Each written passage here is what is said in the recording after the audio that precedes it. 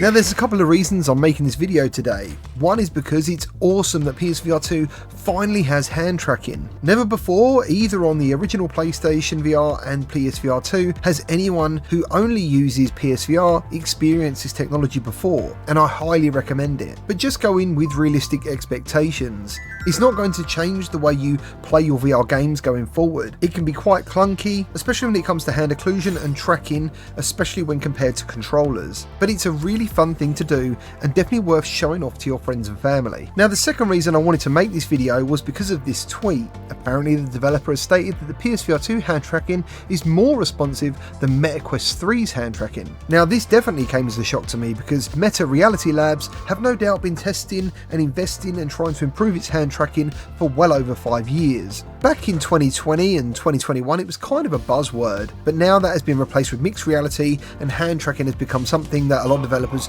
just put into their games for convenience. And there's still something pretty cool about just being able to pick up your Quest, selecting an app without ever even picking up your controllers. But we can't do that with PSVR2, at least not yet. When I first started using the hand tracking in Waltz of the Wizard on PSVR2, it very quickly recognised that I'd put my controllers down and it simply instantly started working, which I thought was pretty cool. After a while, the left hand stopped interacting with items, so I did a restart and then I put my controllers down before the game had even finished loading, and it was automatically in hand tracking mode. So again, that is another plus. Now this is the type of game that you can spend hours messing around in, especially for younger VR users. And that's exactly what I did, and I definitely had more fun than I was expecting. The hand tracking on PSVR2 though, in my experience, is a little bit wobbly, or I guess you could call it jolty. You can lose your hand pretty easily unless they are more or less in front of you the whole time, and the tracking definitely struggled sometimes with individual fingers. Now to be clear, this is exactly what I expected from the very first version of hand tracking for PSVR2. It's good, but not perfect. And I say perfect loosely. It's never spot on in my opinion, but it's a good standard now and will definitely improve as time goes on. In the early days back on Quest, even pressing a menu button was really unpredictable. So it's definitely come a long way, and I'm pleased to say the PSVR2 hand tracking is definitely not as bad as that. So I then stepped into the Quest version of Waltz of the Wizard, and sure enough the hand tracking is definitely better.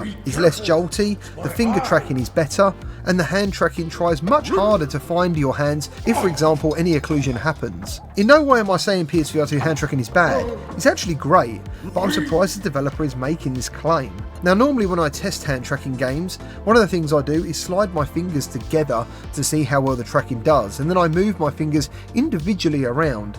And this literally proved my point.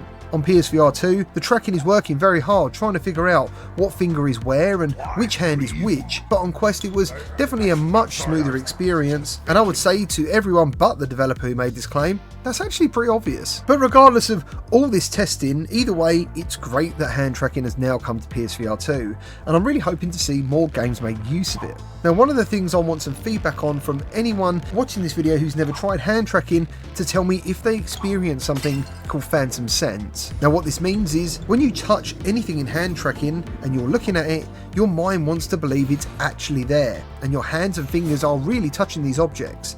Now personally, I get phantom sense a lot in my fingertips. It feels like a slight electrical jolt, and I mean it's absolutely tiny, but my brain is desperate to believe that whatever I'm touching in virtual reality is actually happening. Now I've been one of the lucky ones when I was a VHaptics ambassador to experience hand tracking with haptics, because that's what it needs in the future to become something that everyone will want to use, and it also needs resistance. So when you pick something up, it genuinely feels like that object is in your hands. Now a long time ago I actually did make a video using VHaptic gloves, and it was kind of fun, but as you see from some of these clips, the hand tracking was genuinely quite awful at times. And one of the reasons was the gloves were black and the tracking really struggled to actually work out what the hell I was doing. But when it did work, it was pretty awesome to actually feel a button press while using hand tracking in VR. Either way, I know this is a short and sweet video. I'm very excited that hand tracking is now on PSVR2. I'm very surprised that the developer made the claim that it's actually more responsive on PSVR2. I would argue it isn't, but let's hope it improves, and I'm very much looking forward to hearing